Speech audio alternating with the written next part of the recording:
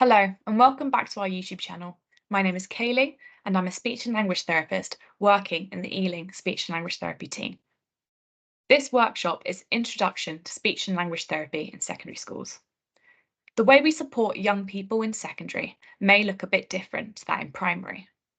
We're going to talk about what speech and language therapy is, what the communication presentations are, and think about possible underlying reasons for these. This workshop is helpful for parents as well as staff working with secondary age students.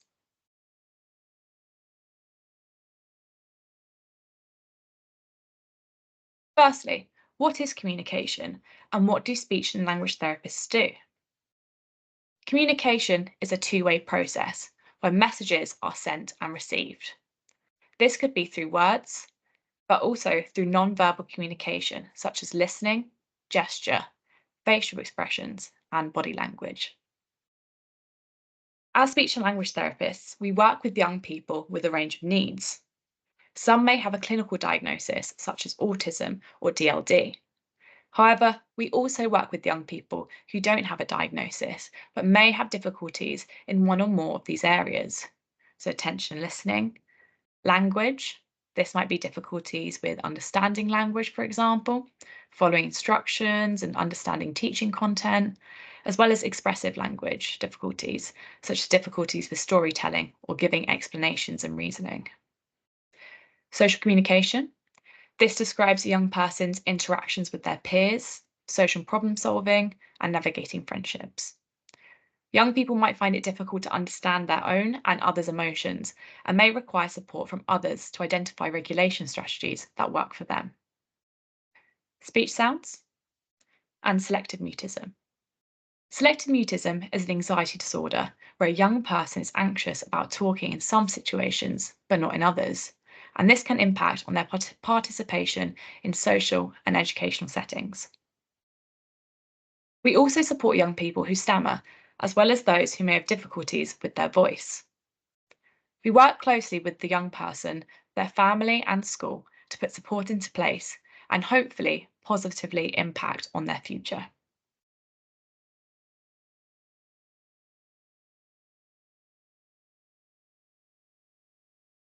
Social, emotional, and mental health, or SEMH, is an area we support with as speech and language therapists. SEMH needs are a type of additional educational need in which a child or young person has persistent difficulties with regulating their emotions due to various causes.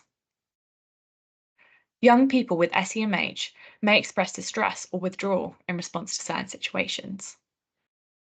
For example, a child may have anxiety or depression, which is heavily impacting on their ability to access everyday activities. Or a child who may become overwhelmed by situations at school and may shout or respond in a physical way when others step in to support. Young people with SEMH and communication needs are at risk of being misunderstood.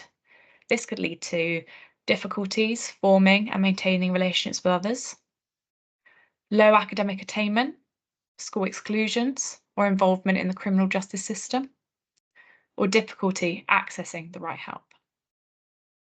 SEMH and SLCN often go hand in hand. We may see young people experience difficulties at school or at home. It can be difficult to interpret what their behaviour means. As speech and language therapists, we are believers that behaviour is information. Our role is working together with the young person, school, and family to consider the underlying factors that might be influencing their behaviour and put into place interventions that support. For example, a young person might be disruptive in the classroom. They might be distracting themselves and others and not engaging with learning activities. This might be due to the young person having difficulties with their attention and listening, so they may have missed key pieces of information within the lesson. They may also have language difficulties, which may be impacting on their ability to understand the learning as well as generate ideas and sentences. They may struggle to understand the expectations within the classroom, as well as responses from peers. For some people, the classroom environment can be overwhelming and provides too much stimulation, which can be difficult for them to process. Another example might be that a young person has moments of feeling strong emotions. They may not understand what they're feeling or how to communicate that with others. They may not know what to do when they're feeling different. May need support from others to identify regulation strategies that are helpful for them. These moments can be triggered by a range of difficulties, such as organisation, so being late to class, handling friendship breakdowns, or feeling anxiety around speaking in different situations. Other things we might see are difficulties with friendships, appearing withdrawn or avoidant, appearing rude or disorganised. It is important to consider why the young person is presenting this way and thinking about what that behaviour might mean. Often, the speech and language therapist will work with the young person themselves to help them consider their own strengths and needs and how they can develop their own strategies to support participation.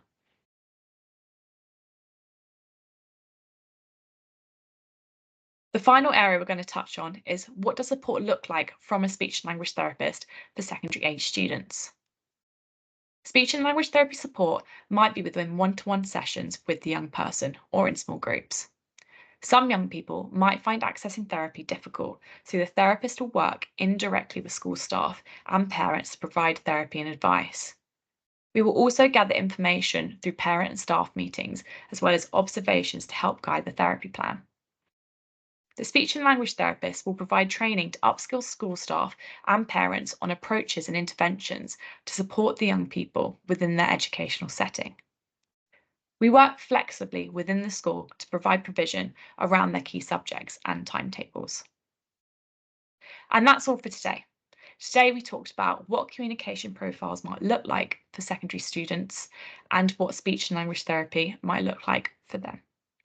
If you have any questions or you live or work in Ealing, you can contact us via our advice line. So scroll down and you'll find our contact details underneath this video. Thank you for watching. I hope you found this video helpful. Don't forget to like this video, subscribe to our channel for more helpful content, and share it with others who may benefit from this information. Thank you. Bye.